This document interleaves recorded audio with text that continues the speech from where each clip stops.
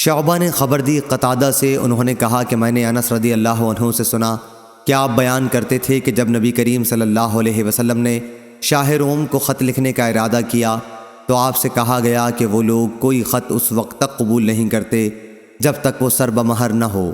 چنانچہ حضرت صلی اللہ علیہ وسلم نے ایک چاندی کی انگوٹھی بنوائی، گویا دست مبارک پر اس کی سفیدی میری نظروں کے سامنے ہے۔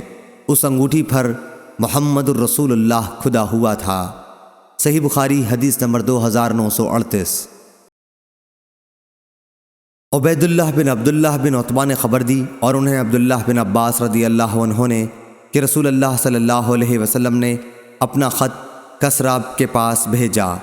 آپ نے ایلچی سے یہ فرمایا تھا کہ وہ آپ صلی اللہ علیہ وسلم کے خط کو بحرین کے گورنر کو دے دیں۔ بحرین کا گورنر اسے کسریٰ کے دربار میں پہنچا دے گا۔ جب کسریٰ نے مکتوب پڑھا تو اسے اس نے پھاڑ ڈالا۔ مجھے یاد ہے کہ سعید بن مسیب نے بیان کیا تھا کہ پھر نبی کریم صلی اللہ علیہ وسلم نے اس پر بد دعا کی تھی کہ وہ بھی پارا پارا ہو جائے، چنانچہ ایسا ہی ہوا۔ صحیح بخاری حدیث نمبر 2939۔